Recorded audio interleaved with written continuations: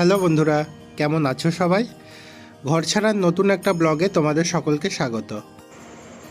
এই পর্বে তোমরা দেখবে আমাদের শ্রীনগর ভ্রমণের অভিজ্ঞতা। আমি চেষ্টা করেছি শ্রীনগরের যে সাইট সিনগুলো হয় সেটা পুরো কভার করার। গুড মর্নিং বন্ধুরা, আজ হলো 7 জুলাই। গতকালকে আমরা বালতাল থেকে খুব রাত্রে একটা টেন্টে এসে এন্টার করেছিলাম। আজকে আমরা এখান থেকে যাচ্ছি শ্রীনগরের উদ্দেশ্যে। গতকালকে আমরা এই টেন্টে এসে উঠেছিলাম। ঘড়িতে বাজে প্রায় সকাল 8টা। আমরা সকলেই এখন বালতালের যে আমরা টেন্টে গতকালকে ছিলাম সেটা ছেড়ে এখন আমরা যাচ্ছি শ্রীনগরের উদ্দেশ্যে। হর হর মহাদেব, হর হর মহাদেব। এই বালতাল থেকে নামার পথে একটা সুন্দর জিনিস দেখলাম। বরফানি বাবার কোন বছর কোন রূপ ছিল তা একটা বড় ক্যানভাসে দেওয়া ছিল। বালতালের ডোমেল গেট থেকে ট্যাক্সি স্ট্যান্ড পর্যন্ত অসংখ্য লঙ্গর দেখতে পেলাম, তাই আমরা আমাদের সকালের চাটা এই লঙ্গরেই সেরে নিলাম। ফাইনালি আমরা এসে পৌঁছালাম বালতাল ট্যাক্সি স্ট্যান্ডে। এটা হলো ট্যাক্সি রেড চার্ট।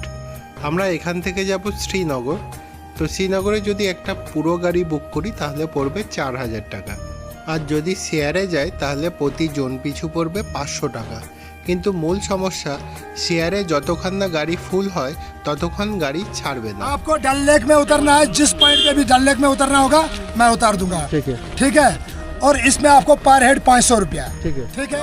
আমরা যেহেতু এতজন মেম্বার ছিলাম সেই জন্য আমরা পুরো গাড়িটা 4000 টাকা দিয়ে বুক করেছিলাম। এখানকার সৌন্দর্য সত্যি মুগ্ধকর। তবে যাত্রাপথে আমাদের গাড়ি মাঝে একটা হোটেলে হোল্ড করেছিল ব্রেকফাস্টের জন্য। ব্রেকফাস্টে আমাদের আলুর পরোটা নেওয়া হয়েছে। প্রতিটা কেমন খেতে গো? পরোটার স্বাদ খুবই সুন্দর, তার সঙ্গে আচারটা আরও ভালো লাগছে, বেশ আলগার মুখে খুবই সুন্দর লাগছে। এইদিকে তো এরা খেয়েই যাচ্ছে, এরা কিছু বলছে না। চিরদিন এখন শুধু ভোজন হচ্ছে, ভালো ভালো মন্দ পরে বলে।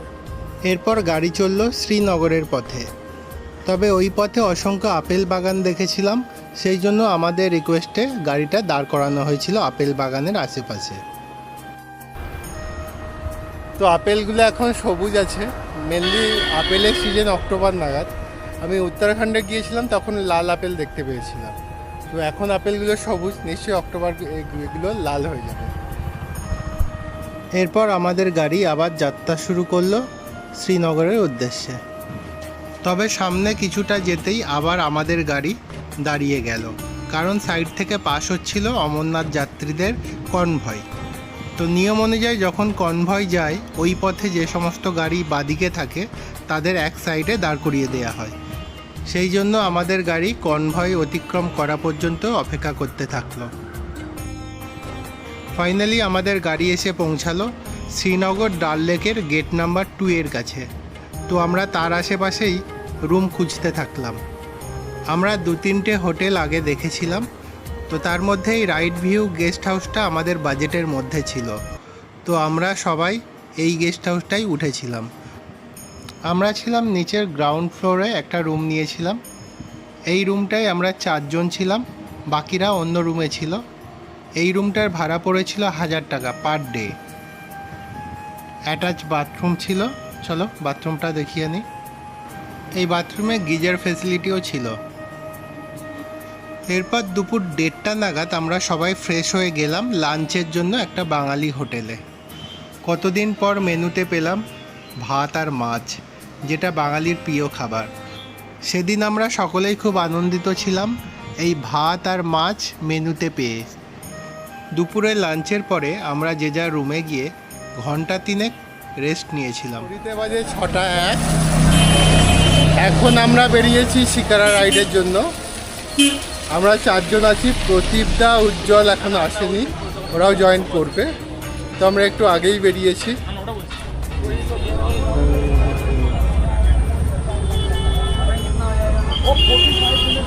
ফাইনালি আমরা এসে পৌঁছেছি ডাল লেকের 2 নম্বর গেটের কাছে। তো এখন আমরা রাইড করব না, আর 2 জন বন্ধু আসুক তারপর রাইড করব। তো একটু ঘুরে দেখে নিই জায়গাটা।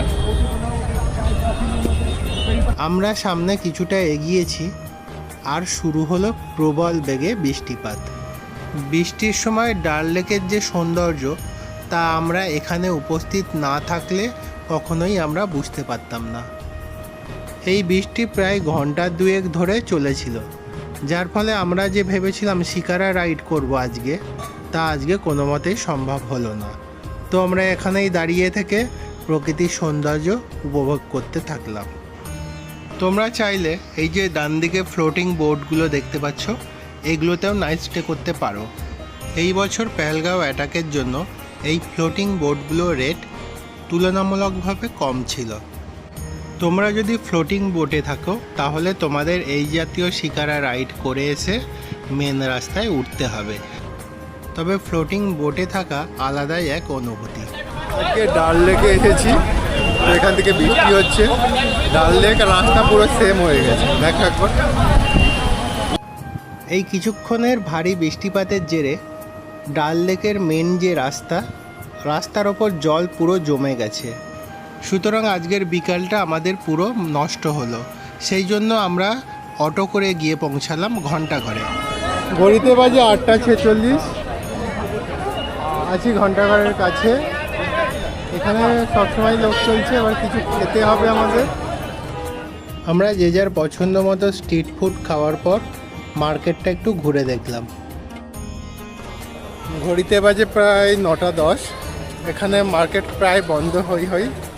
তো এখন আমরা রুমে যাব, তার আগে কিছু নাইটের ডিনার কিনে নিয়ে যাব।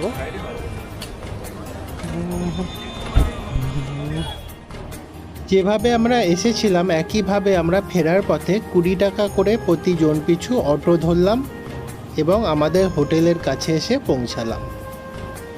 এই হলো ডাল লেকের রাতের ভিউ। এখনও দেখলাম মানুষ শিকারা রাইড করছে।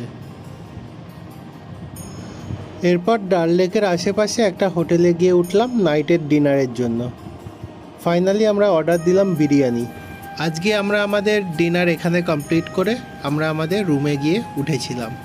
আগামীকাল সমিতদা, প্রদীপদা এবং দেবাশিসদা 3 জনের ট্রেন আছে শ্রীনগর থেকে কাটরা পর্যন্ত। ঘড়িতে বাজে 6:28, আজকে হলো 8 জুলাই। আজ প্রদীপদা, সমিতদা এবং দেবাশিসদার ট্রেন আছে এই শ্রীনগর থেকে। ট্রেন ছিল সকালের দিকে, সেই জন্য সমিতদারা সময় নষ্ট না করে একদম ঘুম থেকে উঠেই বেরিয়ে পড়ল শিকারা রাইড করতে। শিকারা রাইডের জন্য চার্জেস অনেক বলা হয়েছিল, কিন্তু আমরা বার্গেনিং করার পর প্রতি জন পিছু 200 টাকা করে পে করতে হয়েছিল। সত্যি বলতে এত সকালে ফ্লোটিং মার্কেটগুলো সবই বন্ধ ছিল। অন্যদিকে সমিতদাদের হাতে খুব বেশি সময়ও ছিল না, সেই জন্য কম সময়ে যতটা কভার করা যায় সেটা করেই ওরা বেরিয়ে আসতে চাইছিল। তোমরা ডাল লেক ঘুরলাম, শিকারা রাইড করলাম, পার হেড নিল 200 টাকা। দেবাশিসদার কেমন লাগলো? অপূর্ব সুন্দর। ডাল লেকে আরও সময় দিতে পারলে ভালো লাগতো, কিন্তু আমাদের সময় কম দেওয়ার জন্য আমরা বেরিয়ে যাচ্ছি। তোমরা এলে অবশ্যই ডাল লেকে শিকারা রাইড করো। অবশ্যই।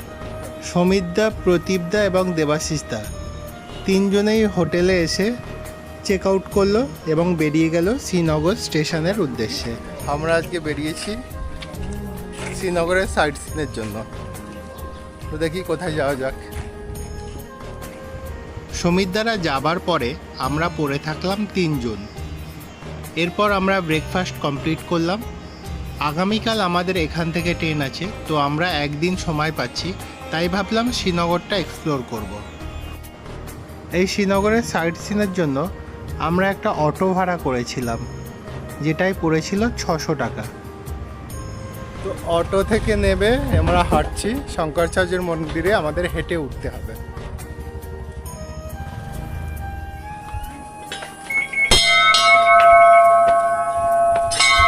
শঙ্করাচার্যের মন্দিরে যাওয়ার পথে তোমাদের প্রায় 243টা সিঁড়ি অতিক্রম করতে হবে। তো এসে উপস্থিত হলাম শঙ্করাচার্যের টেম্পলে, তো আমরা দর্শন করে আসি। তারপর ওপরে গৌরীকুণ্ড আছে নিচে নামার সময়, তো ওটা তোমাদের দর্শন করাবো। এই মন্দির আদি শঙ্করাচার্য নিজে স্থাপিত না করলেও তাঁর স্মৃতির উদ্দেশ্যে পরবর্তীকালে এই মন্দিরের নাম রাখা হয় শঙ্করাচার্য মন্দির। এটা প্রকৃতপক্ষে একটা শিব মন্দির।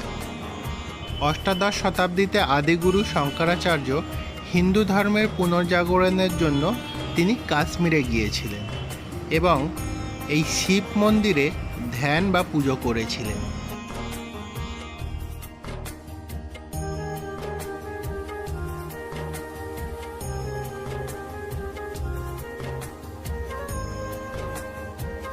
এই মন্দিরের ওপর থেকে পুরো শ্রীনগরটাকে দেখা যাচ্ছিল। পিছনের ভিউটা অসাধারণ।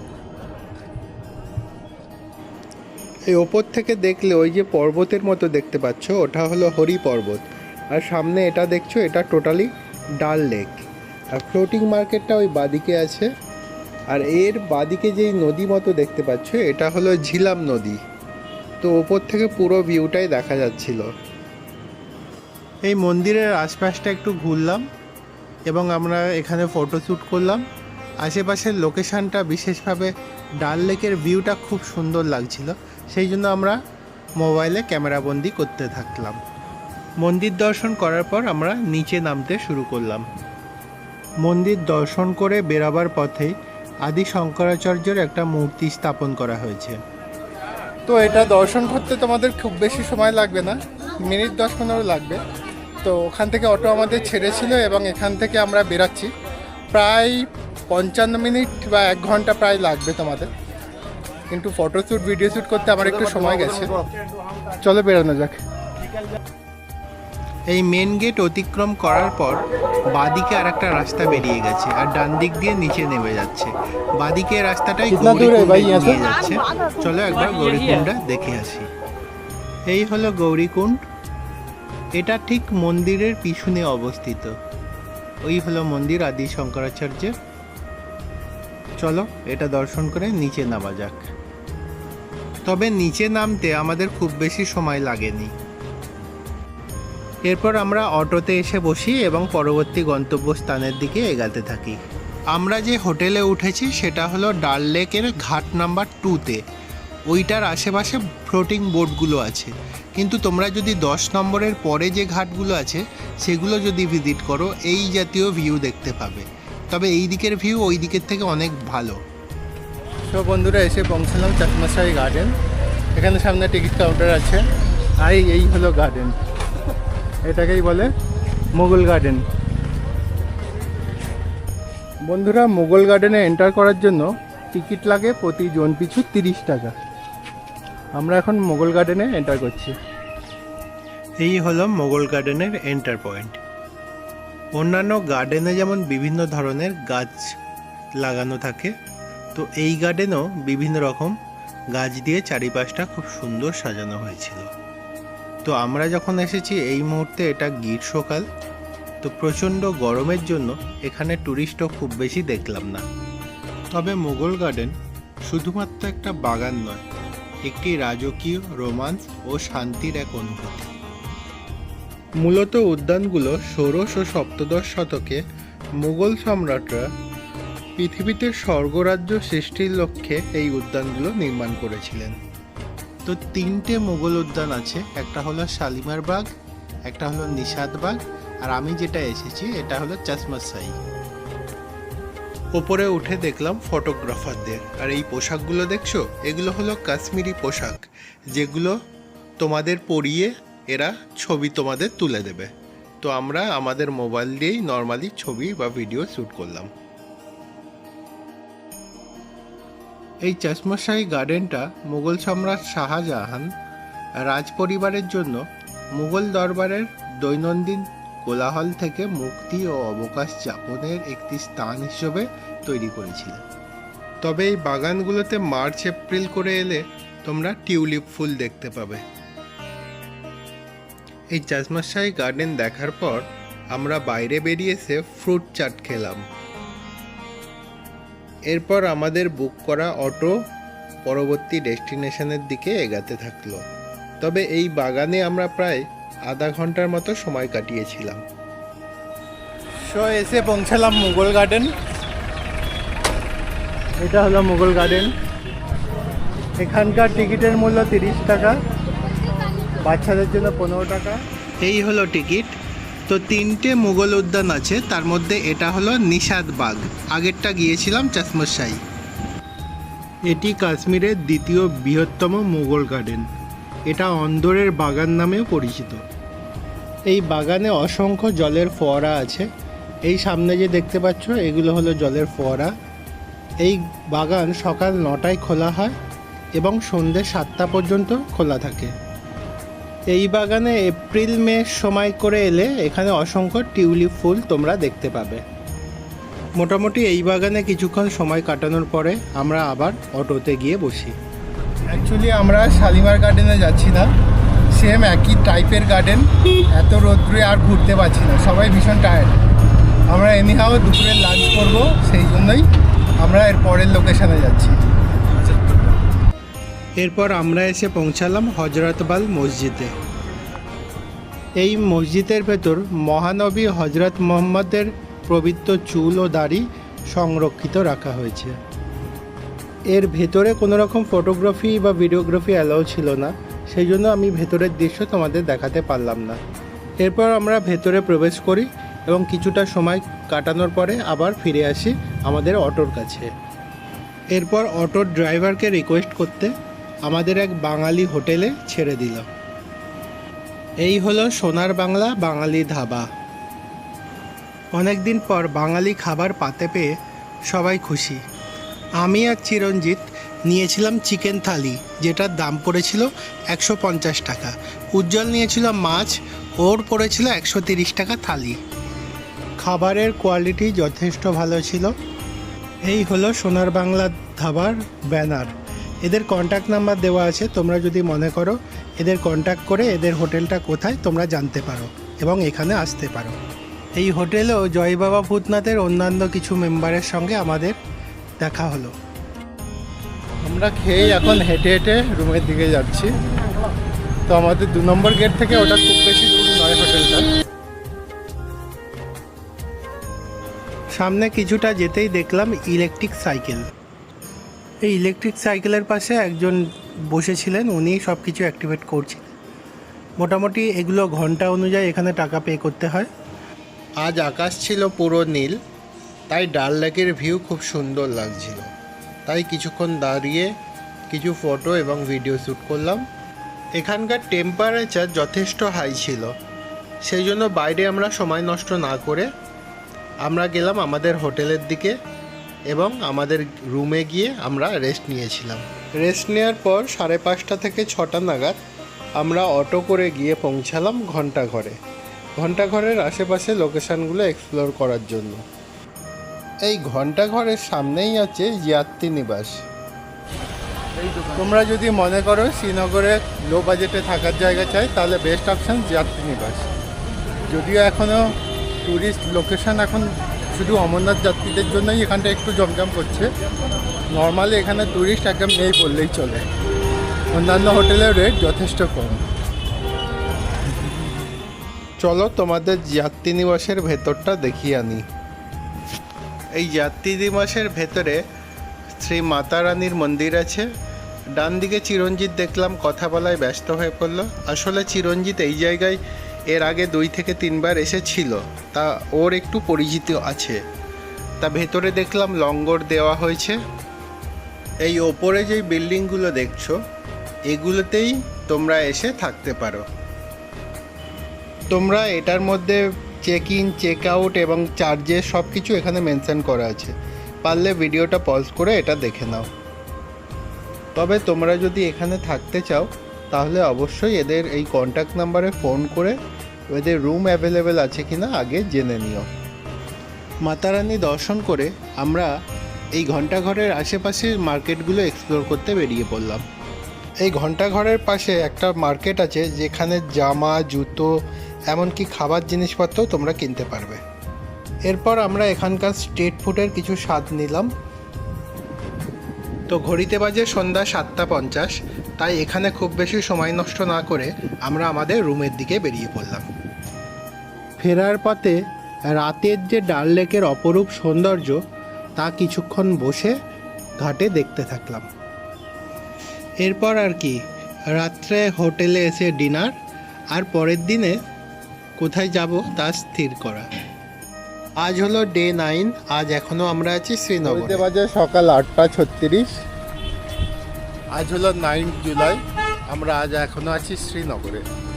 আজকে থেকে আমরা যাত্রা করব, দুপুর 2টোয় বন্দে ভারত আছে শ্রীনগর থেকে কাটরা। তো এই সকালের সময়টা আমরা ভেবেছি শিকারা রাইড করব, সেই জন্য সকালে বেরিয়ে পড়েছি। আকাশ ভীষণ মেঘলা। আমরা আছি 2 নম্বর ঘাটের কাছে। এখানে ওই ফ্লোটিং বোটগুলো আছে, তবে ডাল লেকের সবচেয়ে ভালো ভিউ পাওয়া যায় 10 নম্বর ঘাটের পর থেকে। তো আমরা ঠিক করলাম 10 নম্বর ঘাটের পরেই শিকারা রাইড করব। সেই জন্য আমরা অটো নিয়ে চললাম 10 নম্বরের পরে যে কোনো ঘাটে। তো আমরা গিয়ে উঠলাম 13 নম্বর ঘাটে। ঘড়িতে বাজে 9:26। আমাদের ব্রেকফাস্ট চলছে। আমরা এসেছিলাম শিকারা রাইডিংয়ের জন্য, কিন্তু বাইরে বৃষ্টি পড়ছে, ওয়েদার খারাপ, সেই জন্য শিকারা রাইডিং হয়নি। এখন ব্রেকফাস্ট করছি, 9:30 বাজে। আমাদের আজকে এখান থেকে বন্দে ভারত আছে দুপুর 2টোয়।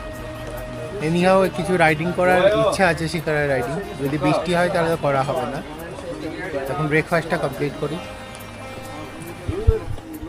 এরপর আমরা চললাম শিকারা রাইডের জন্য। এক্ষেত্রে যেহেতু 10 নম্বর ঘাটের পর থেকে রেটটা তুলনামূলকভাবে বেশি ওই দিকের তুলনায়, তো কিছুটা বার্গেনিং করার পর একটা শিকারায় আমরা দুজন বসেছিলাম, উজ্জ্বল বসেনি। এটাই নিয়েছিল 600 টাকা। তবে আমি সাজেস্ট করব, তোমরা যদি ডাল লেকে শিকারা রাইড করতে চাও তাহলে 10 নম্বর ঘাটের পর যে কোনো ঘাটে শিকারা রাইড করাটা ভালো হবে, কারণ এই দিকে সিনিক বিউটি অনেক বেশি। যদি আকাশটা নীল থাকতো তাহলে আরও সুন্দর লাগতো জায়গাটা। এই শিকারা রাইড করতে করতে পাশে চলে এলো একজন সেলার। তো এই ধরনের সেলার এর আগেও এসেছিল। তিনি ফ্রুট চাট বিক্রি করছিলেন, আর ইনি বিক্রি করছেন স্টোনের বিভিন্ন রকম হার। তোমরা যদি চাও বাড়ির জন্য কিছু জিনিসপত্র এখান থেকে কিনে নিয়ে যেতে পারো, তবে বার্গেনিং অবশ্যই করবে। বৃষ্টিপাতের বেগ আরও বাড়তে থাকলো, সেই জন্য আমরা অটো করে চলে এলাম আমাদের ঘাট নম্বর 2 হোটেলের কাছে।